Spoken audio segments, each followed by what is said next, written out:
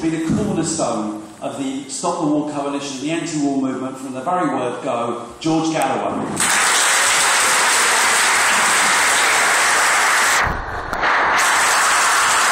Thank you very much, Chair, Lindsay, brothers and sisters, comrades and friends, Assalamu alaikum. I congratulate the Stop the War Coalition on the organising of this wonderful event.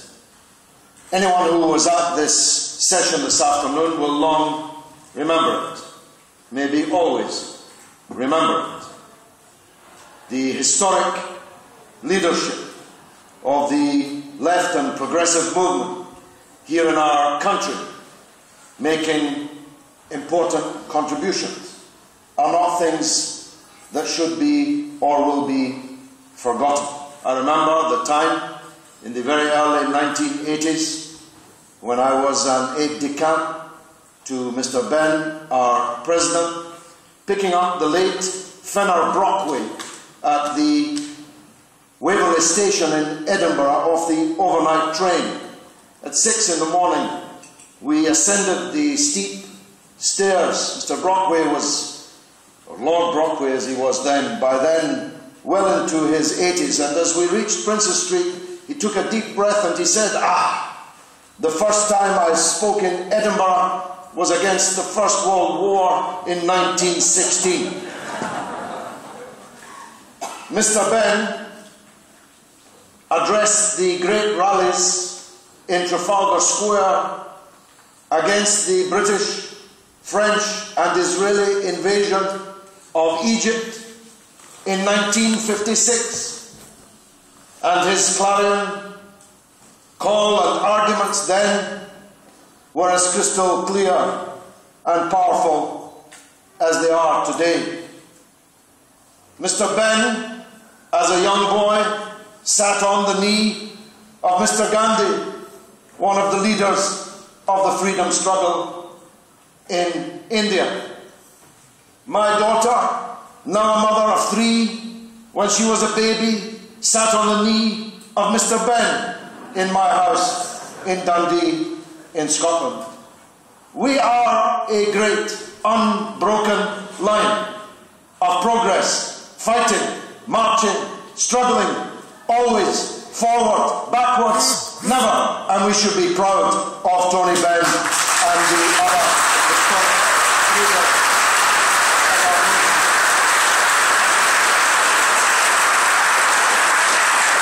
I first marched behind Tariq Ali when I was 14, and he was the leader of the demonstration outside the American Embassy in Grosvenor Square against the barbarism of the United States, against the people of Vietnam, at a time when they were dropping an ocean of chemical weapons upon the people of that country and subsequently of Cambodia as well.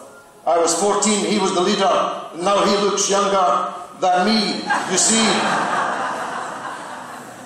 the company we keep will keep us young and vibrant. And it was so mesmerizing to hear him again today, and still so vital. But even more important than the speeches of us older leaders was the contribution that we just heard from that young woman, the poet, who made me shed a tear and who made my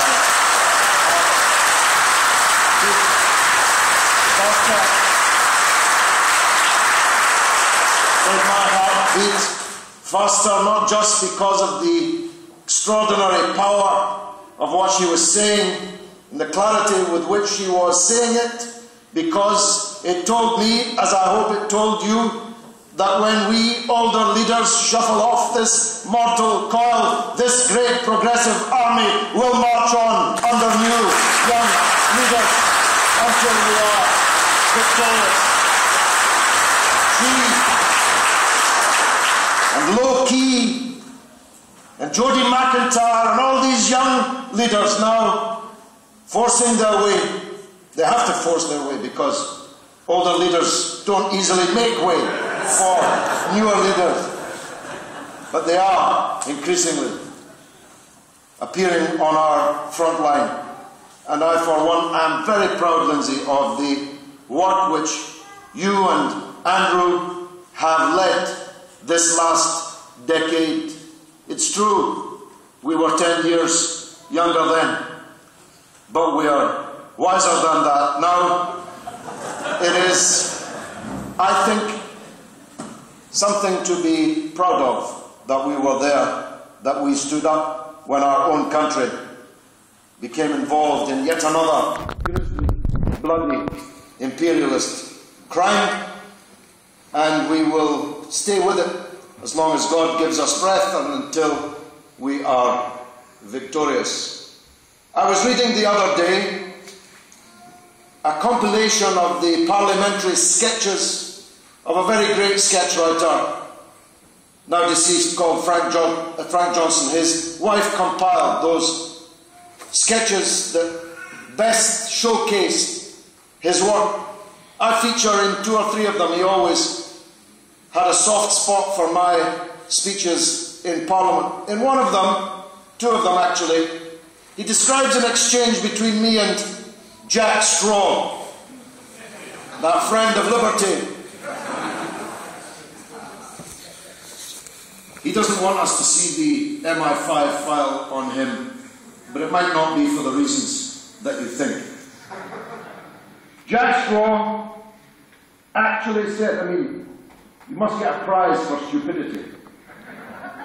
Jack Straw actually said in this exchange with me in early 2002 that the British Armed Forces were expected to be home by Christmas. Now, you'd think anyone who'd ever read a history book would know that these are precisely the words to be avoided, especially when I'm around. So I rose and through the chair, through the speaker, advised the Right Honourable Gentleman that our forces would not be home for Christmas and not be home for Christmas 10 Christmases hence. And he laughed, and all his acolytes laughed too. Oh, how they laughed. But of course, it won't be long before we will have been sending our young men to give their life's blood for 10 long years.